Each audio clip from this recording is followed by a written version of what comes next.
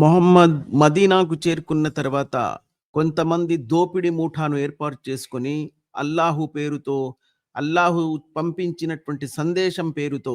అక్కడున్నటువంటి యూద గోత్ర వర్గాలపై, మరి బహుదైవారాధకుల తెగలపై దాడులు చేస్తూ వాళ్ళ సొమ్ము, సంపదలను దోచుకోవడం, వాళ్ళ స్త్రీలను బానిసలను చేసుకోవడం ప్రారంభించిన ఆ సందర్భంలో ఈ దోపిడీ ముఠాలోని కొంతమందిపై, దోపిడీ ముఠాపై ఈ 5 సార్లు ప్రార్థనలు చేయాలని, ఆ దోచినటువంటి సొమ్ములో గూడా సింహభాగం తనే తీసుకోవడం, వీళ్లకు ఆ ముఠాలో చేరినటువంటి వాళ్ళ మీద 5 సార్లు ప్రార్థనలు చేయాలన్న నిబంధనలు పెట్టడం, ఆ దోచుకున్నటువంటి సొమ్ములోంచే మళ్ళీ జకాత్ పేరుతో మళ్ళీ వాళ్ళను దోచుకోవడం, ఆహ్, సంవత్సరానికి 30 రోజులు ఉపవాసాలు ఉంచి వాళ్ళను ఆహార పానీయాలకు దూరం చేయడం లాంటి ఈ ప్రక్రియలు ప్రారంభించిన తర్వాత ఆ దోపిడీ ముఠాలోని చాలామంది ఆలోచించి, ఇన్ని సహించిన తర్వాత దొరికే ఈ స్వర్గం మాకు అవసరం లేదని, కేవలం మొహమ్మద్ ఈ నాటకాలు ఆడుతున్నారని నిజం తెలుసుకున్న తర్వాత కొంతమంది వెళ్ళిపోవడం ప్రారంభించారు. ముఠాను వదిలేసి మొహమ్మద్ యొక్క ముఠాను వదిలేసి వెళ్ళిపోవడం ప్రారంభించిన తర్వాత ఆ విధంగా ఈ రోజుకు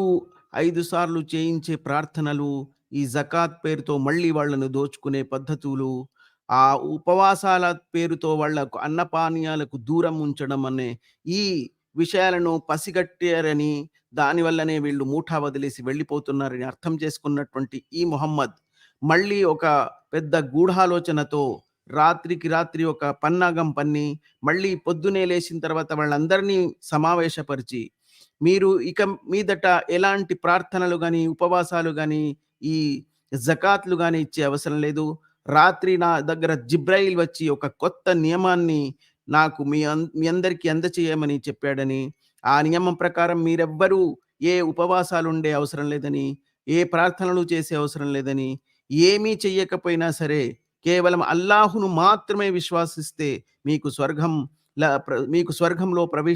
మీరు స్వర్గంలో ప్రవేశించవచ్చని, ఆహ్, పైగా మీరు మానభంగాలు చేసిన, దోపిడీలు చేసిన దానికి కూడా ఎలాంటి శిక్ష లేదని, మీరు నేరుగా స్వర్గంలోకి ప్రవేశించవచ్చని వాళ్లకు ఒక కొత్త నియమాన్ని పరిచయం చేసి, వాళ్ళందరినీ మళ్ళీ తన ముఠాలోకి రప్పించడానికి చేసినటువంటి ఈ పన్నాగం గూడా, పైగా మీకు మానభంగాలు చేసినా, దోపిడీలు చేసినా గూడా మీరు స్వర్గంలోకి వెళ్ళిపోతారు అని వాళ్ళను మళ్ళీ తమ దోపిడీ ముఠా వైపు రప్పించడానికి చేసినటువంటి ఈ నాటకం చూసిన తర్వాత గూడా మోమిన్లకు ఇస్లాం అన్నది ఇంకా ఆకాశం నుంచి వచ్చిందని, ఇది ఎవరో అల్లాహు సృష్టించి మొహమ్మద్‌ను ప్రవక్తగా పంపించాడని అనుకుంటే, ఇలాంటి మదర్సా మూర్ఖులను ప్రపంచంలో ఎవ్వరూ మార్చలేరు.